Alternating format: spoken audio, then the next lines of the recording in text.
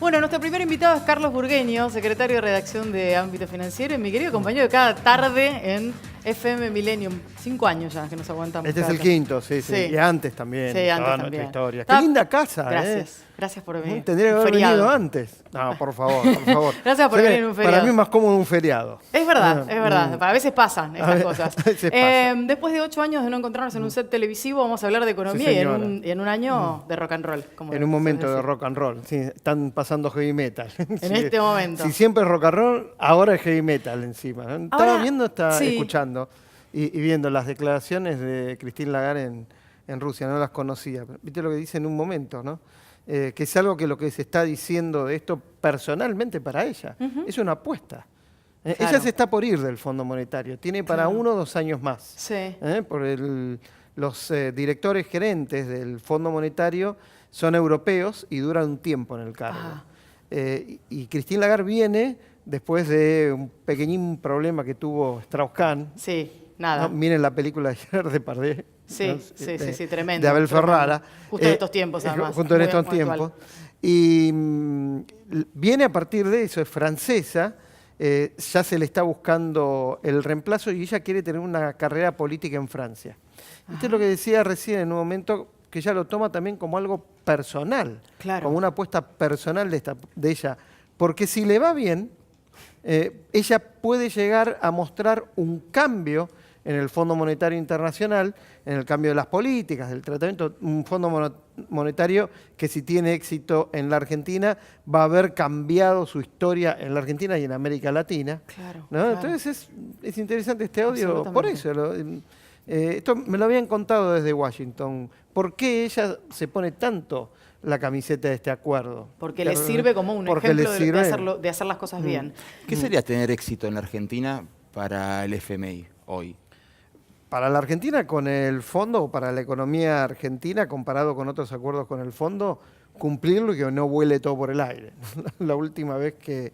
A ver, el último acuerdo que la Argentina tuvo con el fondo, Argentina lo cumplió, que es el de Kirchner. O sea, un acuerdo más acotado para ver cómo la Argentina le pagaba la deuda que ya tenía con el fondo. No era dinero nuevo. Ahora, el anterior es el de Anne Kruger, y no es culpable el fondo, no fue culpable el fondo. Nunca el Fondo Monetario es culpable de una crisis terminal. Siempre los culpables son los países.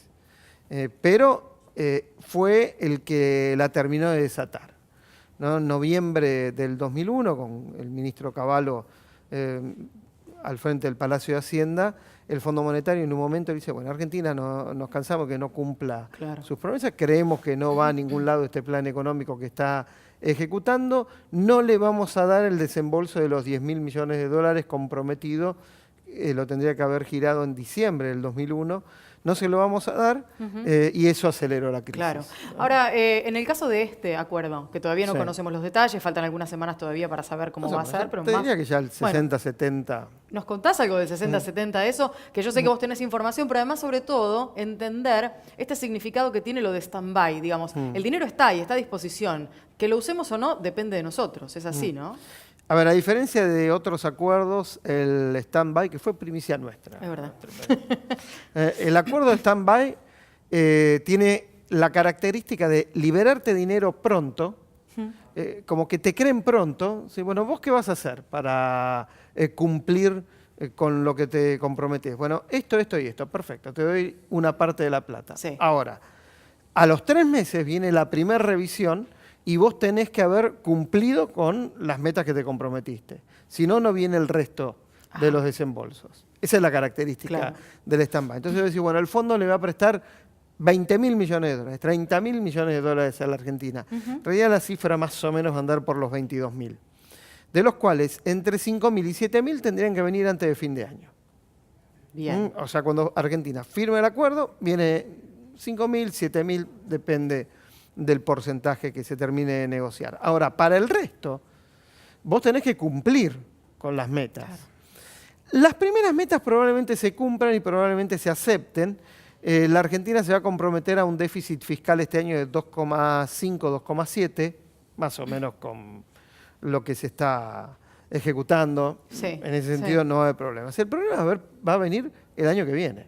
En 2019, que en además el es año 2019, electoral. que además es electoral, con un Fondo Monetario que probablemente te exija un 1,5%, o sea, un punto menos porcentual sobre el PBI, para ponerlo en plata, más de 200.000 millones de pesos. Epa. Mucha guita, ¿no? Claro, ¿En claro. dónde ajustás? Claro. ¿No? Fíjate que deslizaron la idea de suspender el tema del cronograma de retenciones al campo Sí. y se- la mesa de enlace reunida, mandaron un veedor al Ejecutivo y dijeron, no muchachos, con ustedes no es. Bueno, si no es por acá, ¿por dónde va a ser? Claro. ¿No? Claro, como ir tirando puntas a ver por dónde puede llegar a ser. Sí, globos de ensayo, pero la meta más complicada es la inflacionaria. Porque el fondo, ahí no podés joder. Si vos decís que tu meta va a ser 15%, tiene que ser 15%. Ahí no hay un 28-12 que decir, bueno, muchachos, Nos tuvimos un equivocamos. problema de calibrar la inflación, en lugar de 15 va a ser 25. No, ahí Claro. tenés que cumplir, porque si no, no viene el resto del dinero. ¿No? Y ahí creo que es donde va a estar el mayor problema de lo que se firme y después de lo que haya que cumplir, ¿no? Los que no entendemos de economía hay algo que se nos escapa y que lo vemos con cierta lógica. Si yo tomo una deuda para pagar deuda, estoy complicado. Y cuando uno ve el programa del gobierno, varias veces escuchamos en las últimas semanas, en el sistema que estamos aplicando necesitamos financiamiento externo para cubrir déficit. O sea, no lo estoy entendiendo. A ver, dos cosas. A ver, las tres patas que va a tener el acuerdo con el Fondo Monetario. Primero, una pata fiscal, que es lo que hablábamos, la inflacionaria, que también lo hablábamos, y el tercero y fundamental es el fondo no te va a financiar una corrida. El fondo no te va a dar plata para que vos le des dólares al mercado y se lo lleven. Eso no lo va a hacer. ¿De qué manera el fondo puede prever que eso No suceda, no claro, cómo suceda? controlar que eso no Con el pase. tipo de cambio, ¿no? En parte por eso también la última devaluación y sostener después el tipo de cambio que es el que está ahora, ¿no? Claro. 25 pesos el mayorista. Ahora, con respecto a lo que vos preguntabas, y está muy bien aclararlo y presentarle a la gente por qué se está recurriendo al Fondo Monetario. ¿No? Recién escuchaba a los actores decir la patria está en peligro porque vamos al fondo. Bueno, más en peligro estaría si vas al mercado a que te den al 12%. Claro. El problema que está teniendo el mundo, no solo la Argentina, es que las tasas de interés en Estados Unidos subieron. Estaban casi en un nivel nulo, o sea, 0%, y pasaron a un 1,2%. Y eso complicó. La Argentina necesita, en lo que resta de este año, 9.000 millones de dólares y 30.000 millones de dólares el año que viene. Si vos tenés que salir hoy con el riesgo país como tiene Argentina y como está la situación internacional, la tasa de interés sería impagable. Y el Fondo Monetario, entre todo lo malo que tiene, lo bueno es que te presta barato. Presta al 3%. O sea, entre el 3 y el 12% es menos plata que todos nosotros vamos a tener que ir buscando para ir a pagar intereses. Y además, el fondo te lo renueva automáticamente, con lo cual tampoco tendrías que pagarlo, ¿no? Claro. Podés ir renovando el crédito. En algún momento lo ideal sería no deber nada, ¿no? Pero para no deber nada tenés que tener equilibrio fiscal. Y ahí hay que apuntar, ¿no? Si realmente queremos defender la patria, queremos tener una economía sana y con eso que la economía haga su aporte a la patria, digo, ya que estamos en un 25 de mayo y con el espíritu arriba, con el primer gobierno patrio independiente de España, bueno, lo primero que hay que hacer como política de Estado es no tener déficit. Esto es como una casa, ¿no? En algún momento vos tenés que ganar lo que gastás. Y en lo posible tener ahorros. Hasta que eso no suceda, hasta que no se entienda que eso tiene que ser una política de Estado que obviamente excede a este gobierno y quizás exceda al que venga, no importa quién sea, esto se tiene que entender y se tiene que tomar como una política de Estado, porque si no tampoco te van a tomar en serio. Claro.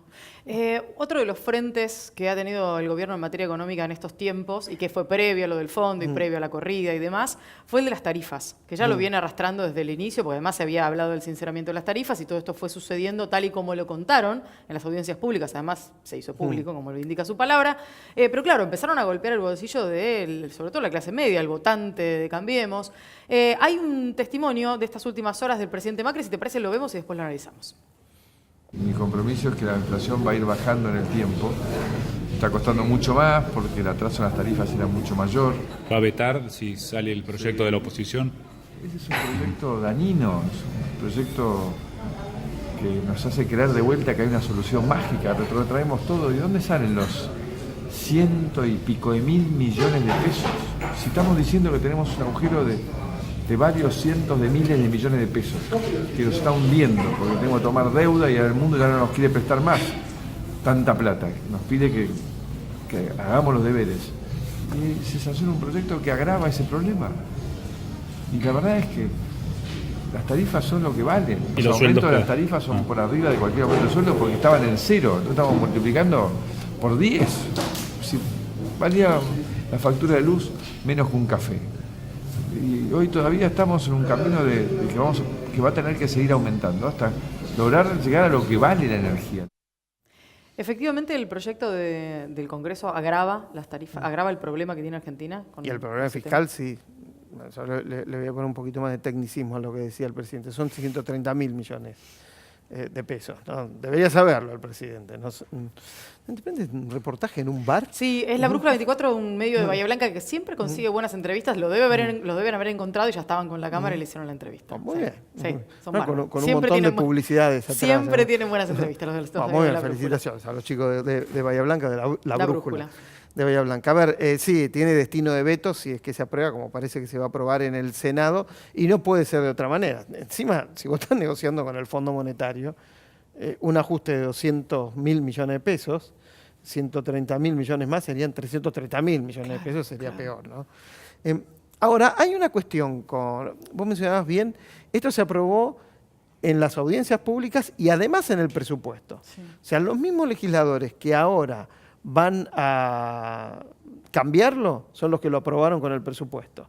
Claro, las facturas empezaron a llegar a la gente empezó a protestar con toda la razón del mundo y los políticos opositores le dieron sangre y dicen, vamos por acá. Claro. ¿No? Y ahí arrancó esta historia. Es más político que por la gente, digamos. Por supuesto, por supuesto.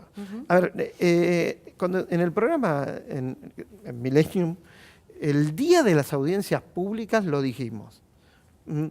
Ese día me tomé el trabajo de ir a la Usina del Arte el día que arrancaron las audiencias públicas, fue un jueves a las 9 de la mañana, como estaba en la radio cerca, fui solamente para comprobar que no había nadie. Había más oradores que público. Y en general los oradores eran un 80% dirigentes de izquierda, que iban a pedir la nacionalización de la banca, digamos, la revolución permanente. Entonces, no había ninguno de los políticos, ni senadores, en este caso de Capital Federal, no había ninguno en las audiencias públicas protestando como protestaban después, ni presentando ningún proyecto alternativo. Primero digamos eso para saber la clase dirigente que tenemos. Ahora, la verdad es que el gobierno en el tema de tarifas le erró desde el primer momento. ¿Y por qué? Porque si bien es cierto, es absolutamente cierto, sobre todo aquí en Capital Federal, estamos en el canal de la ciudad, aquí en Capital Federal el tema de las tarifas era un escándalo. Sí. Contábamos muchas veces ejemplos de amigos que viven fantástico en departamentos espectaculares en la Capital Federal que tenían tarifas de luz que valían pesos, menos que un delivery de sushi. Claro. Y eso es un escándalo porque en Rosario ese mismo consumo de luz salía 5 veces más, 6 meses más. Con lo cual lo de las tarifas era un escándalo. Ahora, ¿de qué manera solucionás ese escándalo? Y la verdad que aquí uno ponía más fichas al gobierno y le ponía más fichas a Aranguren. Fue muy desprolijo como se hizo. ¿Y por qué desprolijo? Porque la verdad que merecía un tratamiento de largo plazo. Más analizado, más profundo. Más analizado, lo tendría que haber analizado antes, ¿no? Claro, en claro. la Fundación Pensar, por ejemplo. Claro. Había una comisión de tarifas y la verdad no lo discutieron ahí antes, para después cuando llegaran al poder aplicar un plan previo, porque se sabía que en un tema tenía que trabajar y mucho el próximo gobierno, sea Scioli o sea Macri, era el tarifario. Cómo desarmar esa bomba de subsidios que era las tarifas de los servicios públicos, no solamente la luz, el gas, sino también el transporte. Ahora, aumentar todos los años 40, 50, 120% es un sacudón tremendo para la gente y para la industria. Y la verdad, lo que se tendría que haber trabajado es un plan a largo plazo, algo parecido a lo que en su momento, a lo que ahora presentó Martín Lustó Sí. y otros partidos. Hay un proyecto también de Marco Labaña, que valía la pena sentarse a discutirlo. Por ejemplo, el de Lustó es un plan a 10 y 15 años. Aumentar las tarifas, la inflación, más 5-8%. Y a cambio exigir a las empresas inversión. Claro. Que es lo que todo el mundo además tiene como la principal queja. Otro de los frentes tiene que ver con esto que vos mencionaste muy brevemente, pero si te parece lo analizamos más en profundidad, que es la cuestión de las retenciones, que parece haberse desarticulado ya, pero vamos a escuchar lo que decía el jefe de gabinete, Marcos Peña, sobre el tema. En este momento no se está evaluando, se puede discutir, porque hay muchos que proponen distintas cuestiones, pero hoy no está previsto, no está en la agenda modificar el esquema de retenciones. Cuando uno ve lo que fue la situación del campo este año, sabe que encima el gobierno tiene que lidiar con menor ingreso por exportaciones de productos agropecuarios. Ya se creció menos de lo que se venía creciendo. ¿Tenemos riesgo de volver a caer en recesión? Bueno, ojalá que no. Lo que va a haber sí es una caída en la actividad obligatoriamente. Cuando vos tenés un golpe inflacionario y un shock externo, o sea, aumento de tasa de interés, lo que comentábamos antes, es inevitable que la actividad económica caiga. Encima tocó sequía este año, o sea, no sequía, vino inundación, todo. Sí, subió el petróleo. La verdad, empezamos el partido perdiendo 3-0, vamos 10 minutos del primer tiempo. Y 3-1, así que para no ser tan pesimista. No es obligatorio caer en recesión. Sí, este trimestre, este segundo trimestre y el próximo van a ser duros, van a ser difíciles. Y ahí hay un problema que tenemos, sí, en la negociación con el fondo, que te va a exigir, te va a pedir que bajes el nivel de obra pública. Y la obra pública es lo primero que te saca de la recesión. Entonces ahí va a haber una tensión. Yo creo que este año es de crecimiento leve. Vieron que hubo 5 economistas que estuvieron con Duhovne. Sí. Coincidieron los 5 en que el país va a crecer este año 1,5-1%. Claro. Poco, amarrete, pero es crecimiento. Y si es 1,5, mejor, porque eso indicaría que no hay recesión. Lo que sí, y esto es un tecnicismo del mercado, si quieren, olvídense de pagar el cupón el año que viene. No, total, el lunes a la noche, mañana no hay mercados.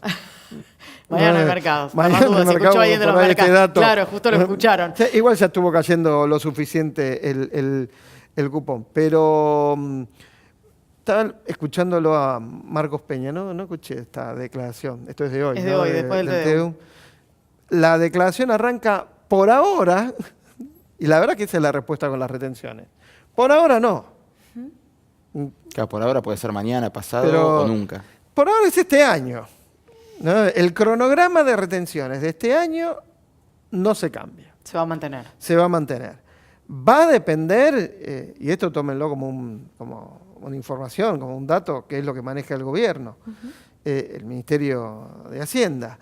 Si viene bien la recaudación, si el plan fiscal se mantiene en este 2,5, 2,7, no se van a tocar las retenciones y va a seguir todo como está.